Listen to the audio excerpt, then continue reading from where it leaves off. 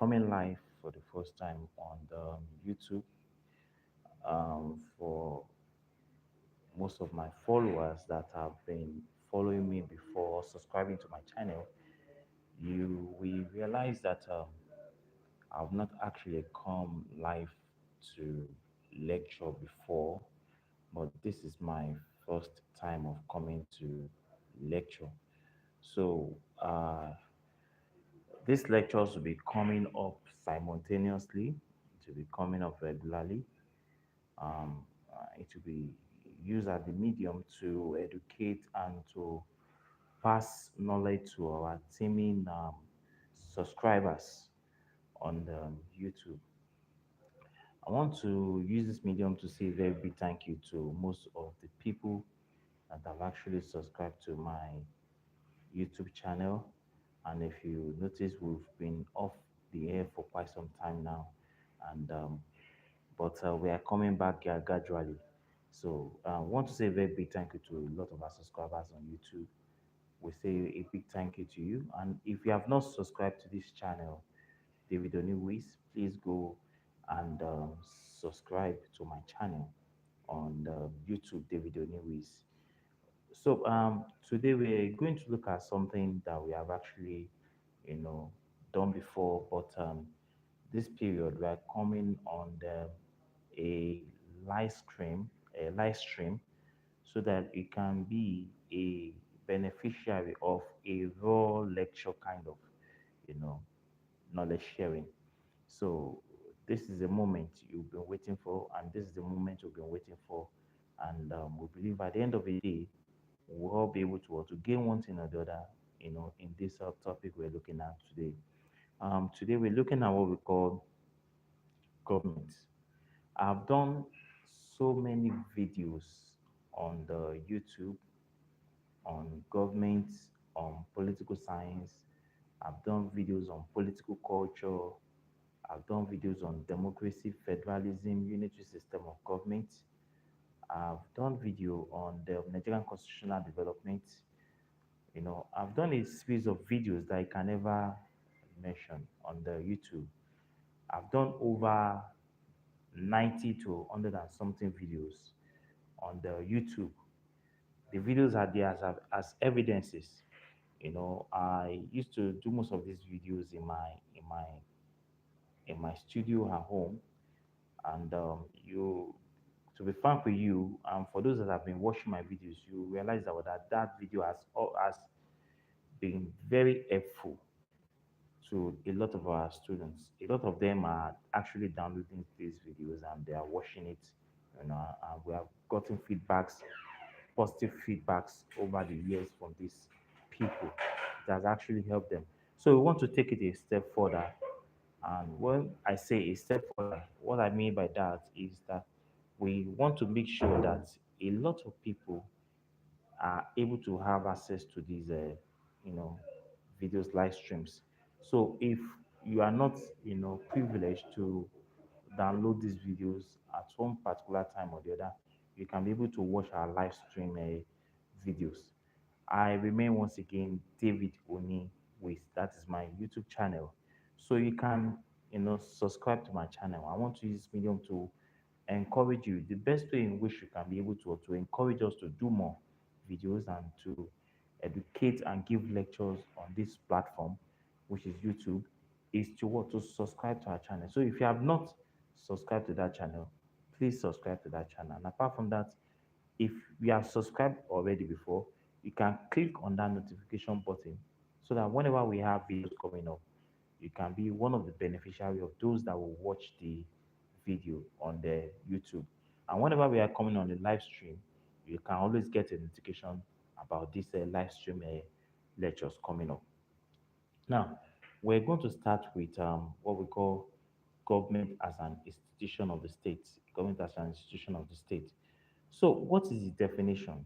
Before you can be able to answer that question on government as an institution of the state, you should be able to, define what is government as an institution of the state. And apart from that, you give, an analogy or explanation on what that concept of government as an institution of the state actually meant. So we're going to define it now. So when you see government as an institution of the state, we're talking about, or it can be defined as a machinery or body. You can say government as an institution of the state is a machinery or a body through which the will of the state is formulated, expressed, and attained. So you can say government as it can be defined as an institution of state can be defined as a machinery or body through which the will of the state can be formulated, expressed, and attained. That's a very simple definition. So you can see government as an institution of state can be defined as a body or machinery through which the will of the state is formulated or attained. So government makes policies. Government makes policies. So then you ask yourself, how does government actually come into being? You know, government came into force as a result of people coming together and living together to form a society. So government arose as a result of people coming together to live together in order to form a society. And if you look at it very well, a state or a society without a government would be a state that will be characterized by what we call anarchy. It will be characterized by what we call anarchy. And what is anarchy? Anarchy refers to a state of what? Of breakdown of law and order. So a society that is characterized by anarchy can be regarded as what? As a stateless state. A stateless state. So government arose as a result of people coming together to form a society. Then this body of people decide to agree to give their, their self-will to a body of people that will protect their interests in the state. How does it come into being? You know, man has always lived in the state of nature. And what is a state of nature? A state of nature is a primitive stage. It's a state where life is brutish, life is short, life is cruel, and where life is what? Is also, is wicked.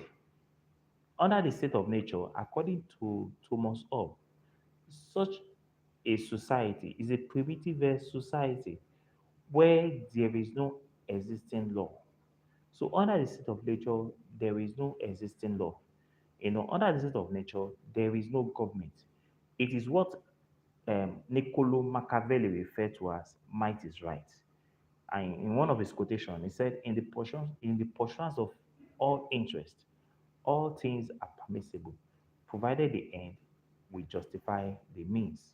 So under the state of nature, there was no existing rules and regulation.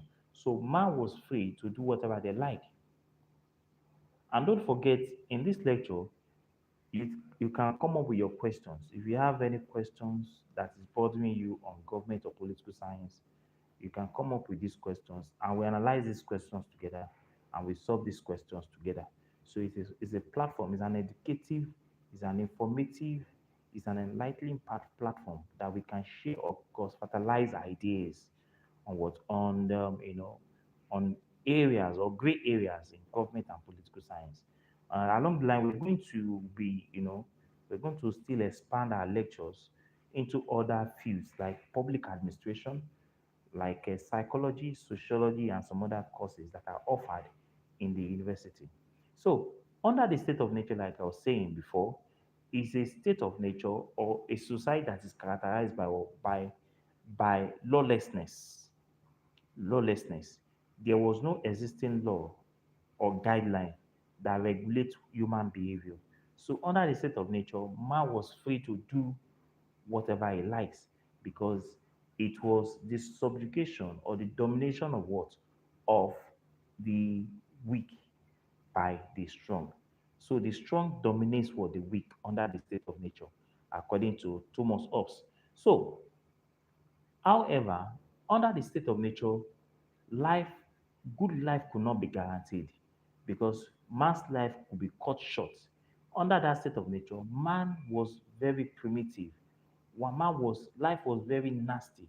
Life was poor. Life was short, and life was very brutish. And above all, it was so solitary. Life was very solitary under the state of nature.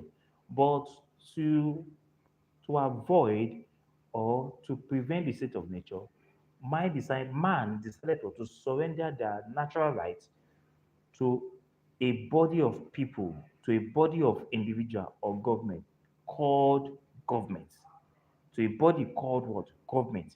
They decided what? To surrender their natural rights. And what is the natural right? The right to life, the right to own the property, the right to movement, the right to religion and other things. So they surrendered all these natural rights to a body called the government. So that what that government, you know, is so that the government can be able to give them the good life that they deserve, to give them the good life that they deserve. But under the state of nature, there was nothing like that. The state of nature was brutish, was solitary, was lonely, was poor, was nasty. But along the line, man decided to give the natural right to a body that will be called government. So government is vested with the power and authority to regulate, to control, and to protect people in the state. So the duty of the government here is to regulate. Don't forget, under the state of nature, there was nothing like regulation, there was nothing like control, and there was nothing like protection. But under government now, because the people have surrendered their natural right to that body called government, then government can be able to regulate, to control, and also to protect such people in such a state. So government emerged in order to protect, to regulate, and also to control people in the states. So, under government, there is now an existing law. There is an existing body of rules and regulations that actually now guides the behavior of man in the state. But under the state of nature, there was nothing like that. So the government created an existing law, and that law that is created by the government is binding on everybody in the society, both the government and the governed. And for that reason, nobody is above the law. Everybody is equal before the law. Don't forget again, if you have not subscribed to David Oniwi's on YouTube, please go there now and subscribe to my channel. We promises to bring you more different topics on government and political science on every week. In fact, I have a lot of lectures that I'm going to give on this platform that most of our students in our institutions and those in the secondary school and also those that are writing their projects can also benefit from these lectures. And also people that are doing research, you can also benefit from this lecture. So then now let us look at government as an art of governing. Government as an art of governing. We have defined government as institution of the state. We said it's a body or machinery that is through which the will of the state can be expressed, formulated, and attained. Now, let us quickly look at what we call government as an art of governing, because government will not be complete if we define government as an institution of the state and we do not look at government as an art of governing. Now, let's listen to this very important definition. So, government as an art of governing can be defined as a body vested with the power and authority for maintaining peace and security in the state. So when you talk about government as an act of government, you are talking about the body vested with the power and authority for maintaining what? Security, peace in the states. So government is a body vested with the power and authority for maintaining peace. So if you're talking about that body that is vested with the power and authority for maintaining peace, for maintaining security, then you are talking about government. You are talking about government. So government is a body that is vested with the power and authority for maintaining peace, not only peace, stability in what and fundamental laws in the given state. So government is given the power and authority for the maintaining peace, law, and what and stability through what we call fundamental laws in the state. Now, what are fundamental laws? Don't forget that a state without a law, there can never be an offense. A state without a law, there can never be an offense. So every government establishes fundamental laws. These fundamental laws are what meant to regulate human behavior in the society. Every human being has a tendency to exceed or to exercise its natural what his natural behavior. And what is that natural behavior? The behavior what of contradicting or going against the body of rules and regulations that govern the state. But the fundamental laws are there to ensure that what that people are compliant.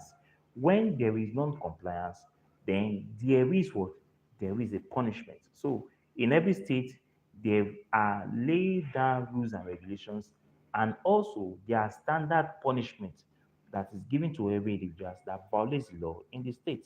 So the state is an unbiased umpire.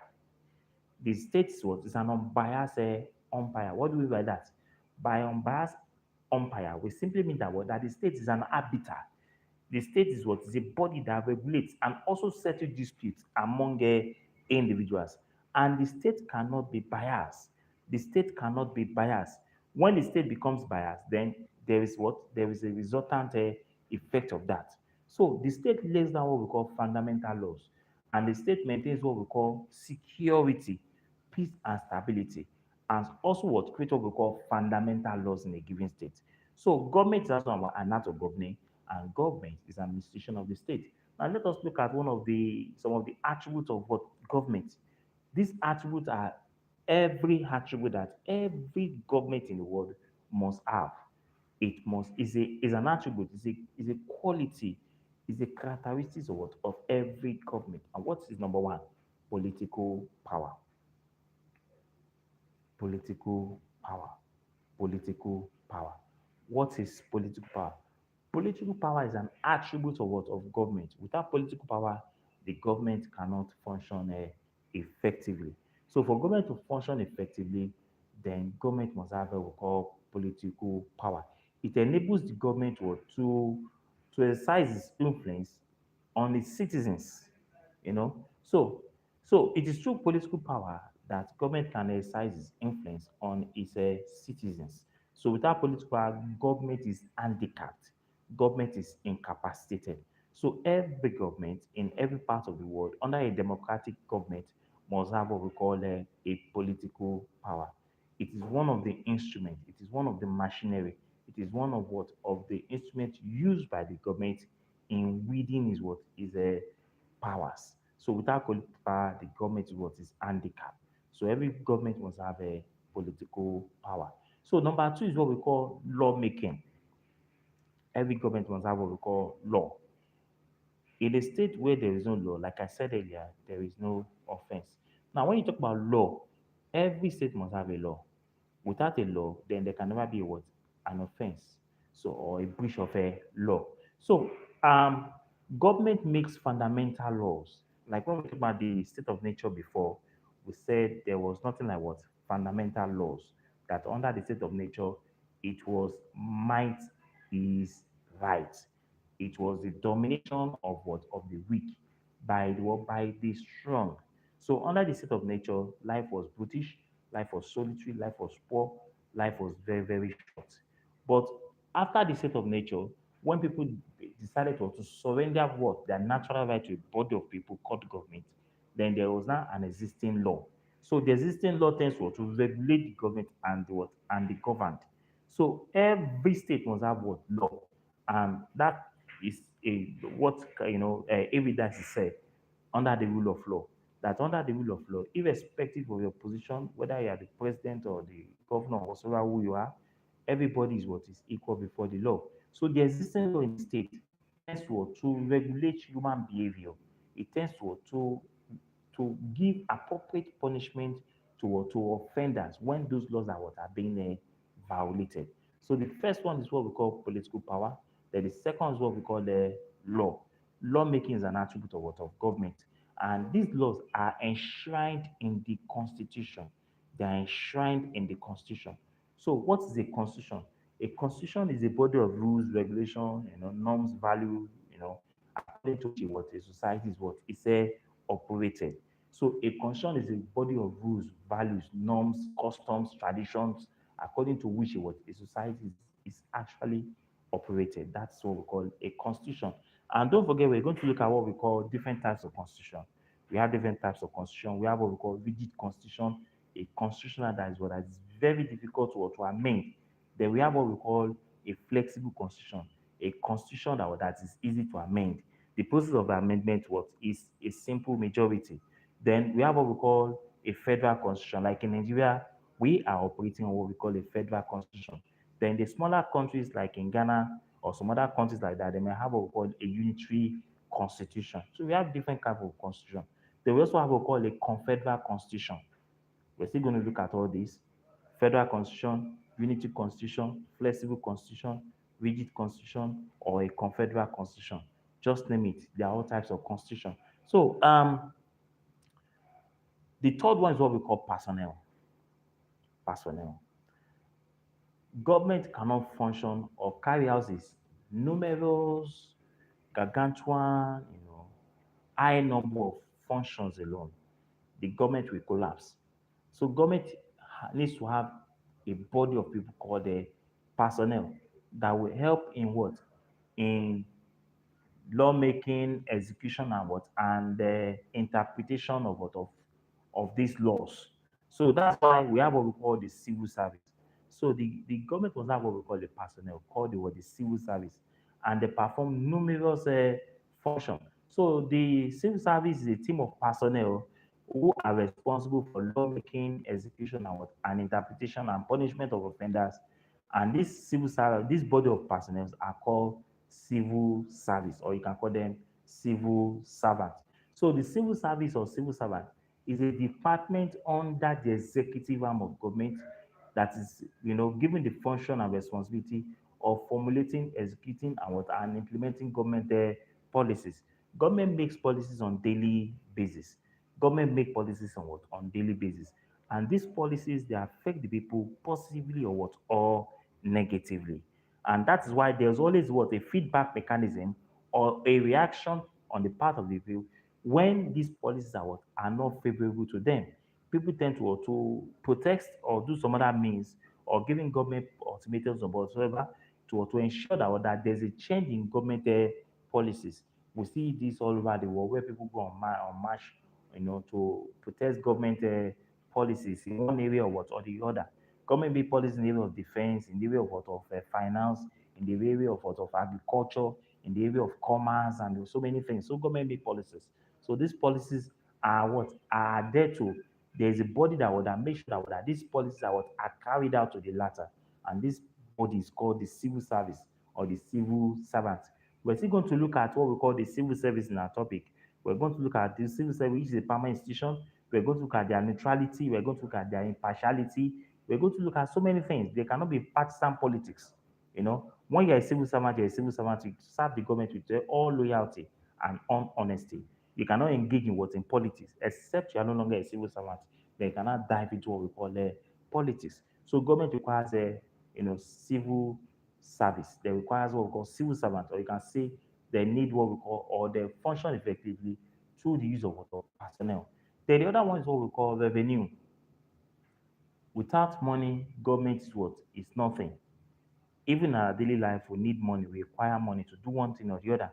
Government too requires money, and that is why in every state, government collects what we call taxes. Individuals, those that have decided to surrender their natural right to the government, pay taxes to the state, and these taxes are used in developing the states. The taxes are what are used in developing the states. So government use the taxes to put what infrastructures into place, infrastructural facilities or social services. These social services or infrastructural facilities will help to improve the standard of living of the people, like in the area of what of electricity, providing electricity whereby there's going to be constant power supply in the states, providing what we call good motorable areas where vehicles can move easily without any form of hindrances or potholes or problems of gridlock or anything causing traffic congestion. So government use this revenue to put infrastructural facilities in what into place by building hospitals as well, building hospitals, building schools, maintenance of the roads, and providing security, using the money to equip the country's armed forces and what another security agencies. Don't forget I would say that under the state of nature, that life was brutish, was short, was very short, was nasty, was poor. But to prevent a state of nature, then government must ensure that these things are put into place. So the government provides, the government requires revenue. So without revenue, government might not be able to execute its programs, might not be able to function effectively. So government requires revenue, and these revenues are used in what in making sure that there is the provision of what of infrastructural facilities in the state. So without infrastructural facilities, then government cannot function effectively. Then we also have what we call public support. Every government will always want to have a public support, public support. Now, without public support or legitimacy, then government its popularity will begin to decline, will begin to decline. One of the instruments that is used by government in what in measuring its popularity is public support. In fact, public support is very important during the period of election. The government that has the highest number of votes or public support will actually form what the national government. So government uses public support to legitimize its existence. Even the so-called military government always seek public support whenever they organize a coup d'etat in a society. Because public support is an instrument that is used to legitimize the existence of a government, which is what we call legitimacy. So we're still going to look at that topic called legitimacy. And what is that legitimacy? It's the general acceptance of a political system as being in line with the laws of the land. So when you say government is legitimate, it means what that government is what has public support. It means that the government is what is supported by the public. That is legitimacy.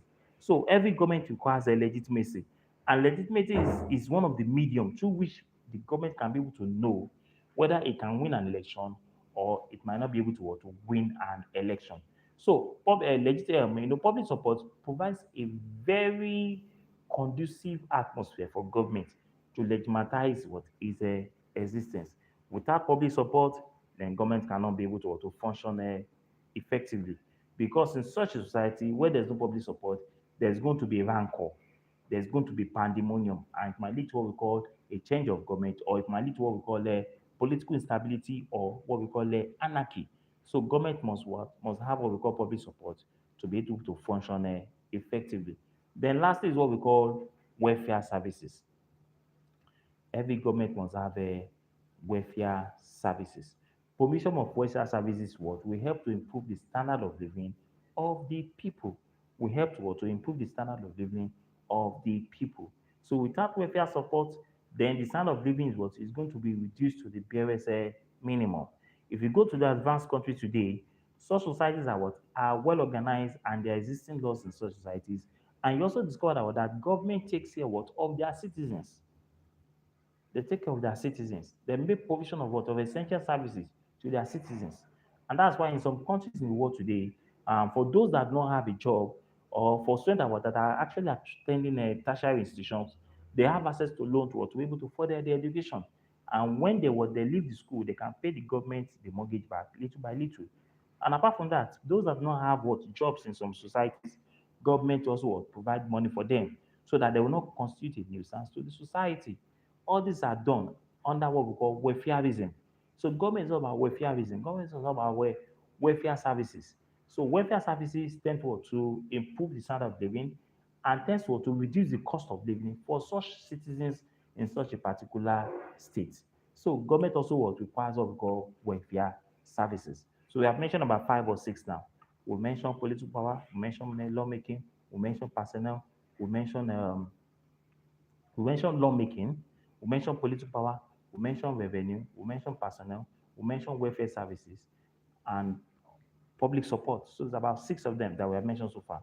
And we have been able to explain them and expatiate more on them so that I can be able to understand what they actually mean. So if they ask in the exam, what are the attributes of government? in a state. What they are saying, what are the characteristics, or what are the features of a government in a state?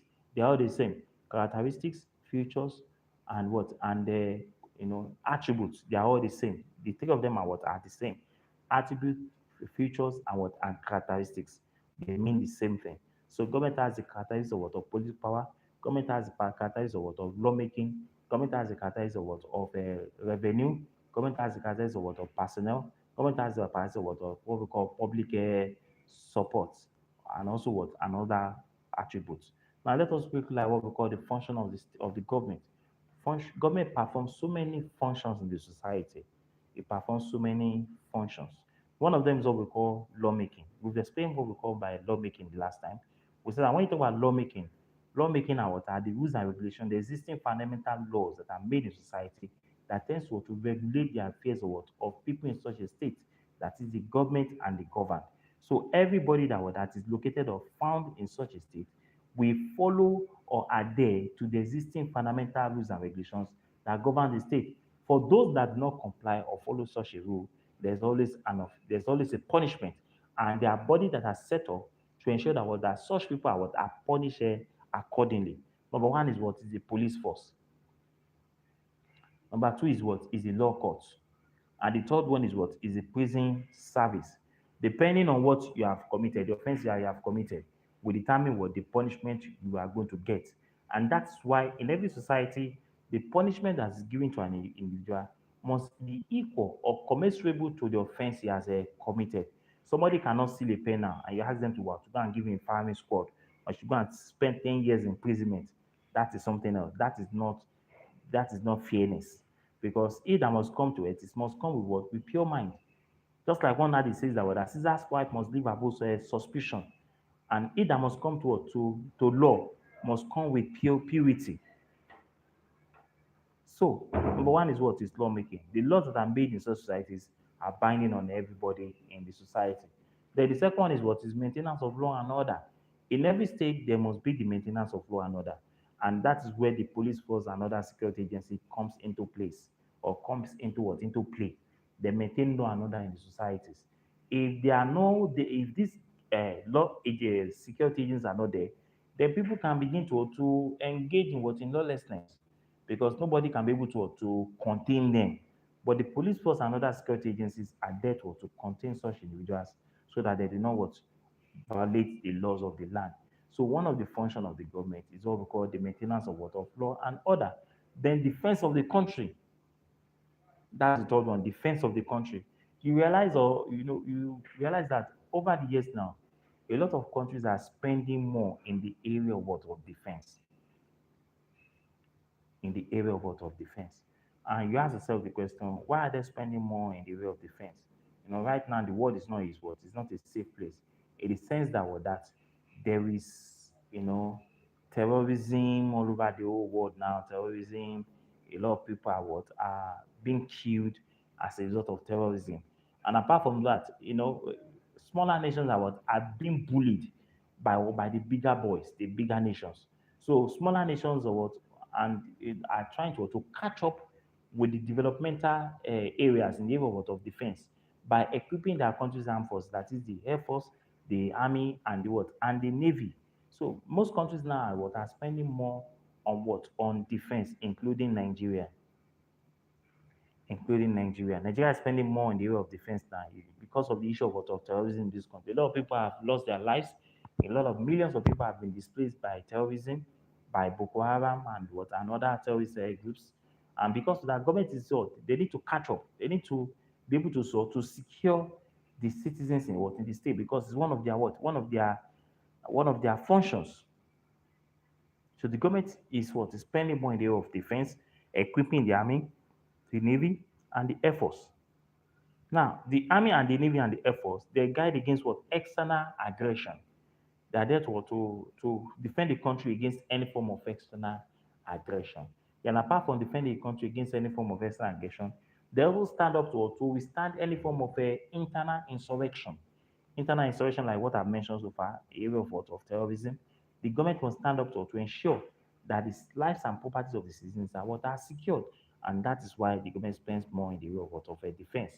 Then provision of employment opportunity. It's also the duty of the government to ensure that employment are provided to the people. When government provides a very conducive environment, then there can be what? The provision of employment opportunities. When there's political stability, there will be what? Provision of employment opportunity. When the economy is what? Is healthy, there will be provision of employment opportunities.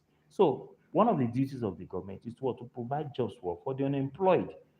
A lot of people in developing countries are unemployed, and that's why they are what they said an idle hand is a devil's workshop. A lot of them are are now engaging in other um, incriminating, detrimental, jeopardizing activities that are contrary or contradictory or that are opposing to the ethics and the standard and the etiquette of the society. So, and because of that, now a lot of people are feeling insecure.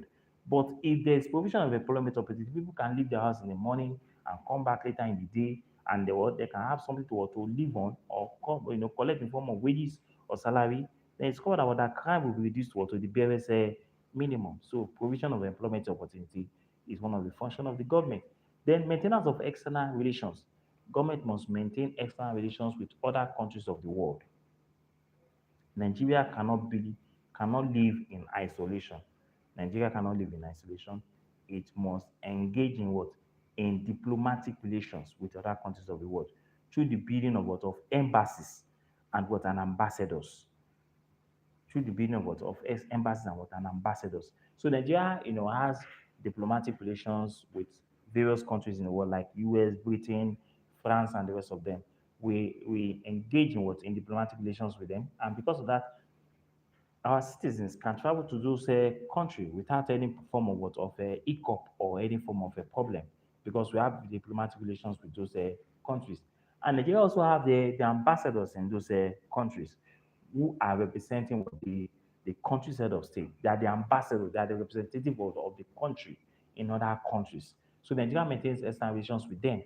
And over the years, Nigeria has been involved in a lot of international organizations like United Nations organizations that came into being in 1945 after the First World War.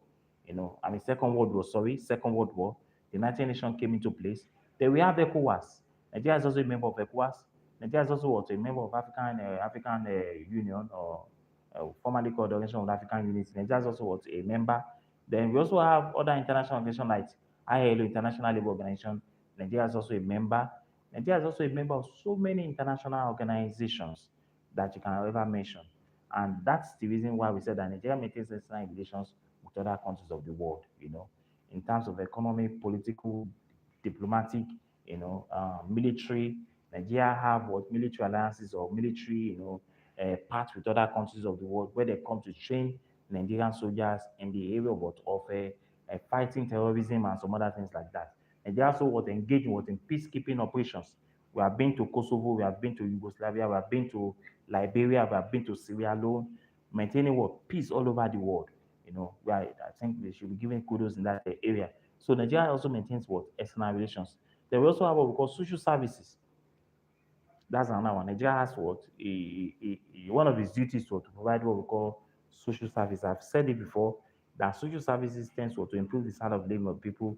When you provide social services for the people, then it will improve their standard of living.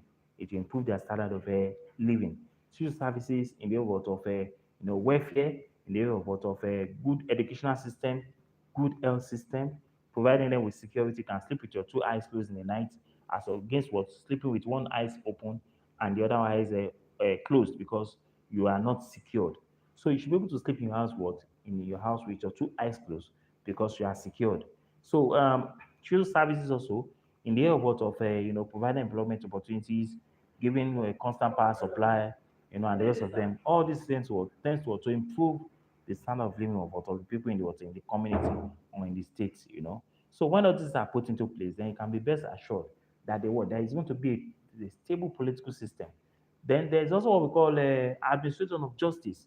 In every society, there will always be there will always be conflict, but conflict does not necessarily need to result into into an open confrontation or jungle justice. There are areas or protocols set aside by the government that you need to follow before. I mean, when you have a disagreement or you have a bone of contention with anybody in the society. So the law does not permit taking jungle justice. The law does not permit taking the law into your hand. You can address your differences in the court of law, and that's why the court of law is there. The court of law is there to dispense justice fairly, with equity, without any fear or favor. So the justice system is the last defender of what? Of man.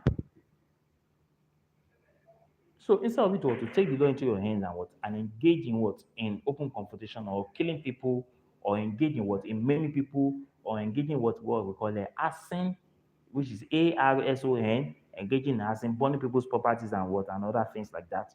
You can go to the court of law and seek a redress.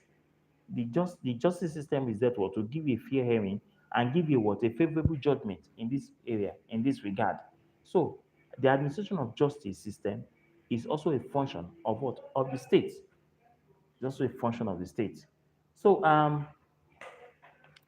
we have seen so many things today. We have defined the state. We have defined what the state is. We have we have also defined government as an art of governing. We also look at the attribute of what of the state, and we also look at the function of the state. I believe you have been able to assimilate, or you've been able to gain a lot of things because of this topic that we have just done. So, like I said, this medium allows for individuals to ask questions on what they have actually studied. So we have any questions, even though you might not be able to ask a question now, maybe in a subsequent class, you can just throw up your questions and send it to my page. I mean to my channel on YouTube. Just send those questions to me on YouTube. I'll answer them. And if you have any questions now, you can also ask me. I'll also answer them for you. So this medium now is open for what? For questioning on what you have just done in the area of what government as an institution of state.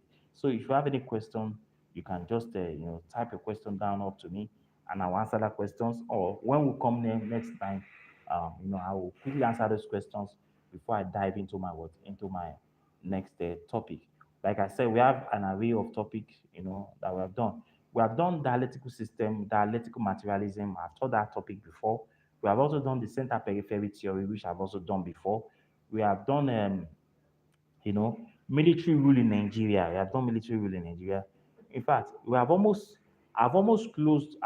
finished all the encyclopedia, I mean, all the topics in government. So, like in my Facebook page now, which is the same name, David Oniwis, I've done a lot of topics too, which you can also go there and check my video out. They are very interesting, they are very informative, they are very enlightening, they are very educative. There are things that can help you in your academic pursuit. So there's no social media platform that you will not see me. My videos are all there. You understand? So, but if you have any question on YouTube, my YouTube channel, which is David Dominic, you can ask a question. When I come next time, I will answer these questions. So every week, God willing, we might be taking 2 lectures in a week, just to to educate our people, to lecture people out there about all these topics that people are having difficulty in school. Those topics that you're having difficulties in with school, we dissect it, we'll slice it, we will break it down for you in a way that you'll be able to understand better, so that you can be able to excel in your academics, you can be able to excel in your project, you can be able to excel in your field of endeavors out there. So the purpose of this platform is to educate, to enlighten, to teach people, to lecture people. So, like I said, my YouTube channel is David Oni Wiz. The David is David, then the Oni Wiz is Oni, Oni. Then the Wiz there is what? Is a Wiz, Wiz, David Oni Wiz. So subscribe to my channel. If you have not subscribed before, please subscribe to this channel so that we can keep coming up with, so that we can keep informing you, keep educating you, keep enlightening you, keep lecturing you in all these fields of what of endeavors in government and political science. Then don't forget what to click on the notification button. Click on the notification button so that I can always be the first to receive my lectures whenever I go on live streaming or I upload any videos on the YouTube. So I remain your humble servant David Oniwis. So my name once again is David Oniwis, and my YouTube channel is also David Oniwis. So you can subscribe to this channel, click on the notification button, and don't also forget you can share my videos with your friends out there. You can share my videos with your friends out there so they can also be able to benefit from this wonderful platform that we have created on the YouTube. Now my videos are on YouTube. Just click on that David Oniwis. You see a lot of my videos that I've done. My lecture videos I've done, military rule in Nigeria, legitimacy, you know. I think I've done something on the international relations, something like that. United Nations Organization. In fact, in that topic, I dissected it. I pieces everything into this thing. Then I also did a topic on what we call the Westphalia Treaty. The Westphalia Treaty. That Westphalia Treaty is talking about the emergence of what of the states, how the state emerged, not the state in Africa, but the state in where? In Europe. That topic is called what? The Westphalia Treaty. In fact, I dissected that Westphalia Treaty where you can be able to, I dissected it. Then I also did what we call mercantilism. I've done what we call mercantilism. The era of, of mercantilism in Europe when Britain was the most powerful country in the world, and gold was a medium of measurement of wealth at that time. Mercantilism. I've done my mercantilism. That mercantilism is also there in the what. You can go there and check out that video. Mercantilism. So I've done so many videos, dialectical materialism, mercantilism, Westphalia Treaty, United Nations Organization, just name them. They're all there for you to go there and watch them. They're out there. So it's never a dull moment under my YouTube channel. So go there and watch all these things, and there will be of immense benefit to you, one way or the other. So I made your humble servant David Onewis, and my YouTube channel is also David Onewis. Don't forget to subscribe to that channel, and also to click on that notification button. So till we meet next time, um, I remain your humble servant. So thank you so much for coming on to watch this video. And if you have not watched it before, you can, after we have gone now, you can download it and watch that video. So thank you once again for coming up. Until we meet next time, thank you and goodbye. Bye bye.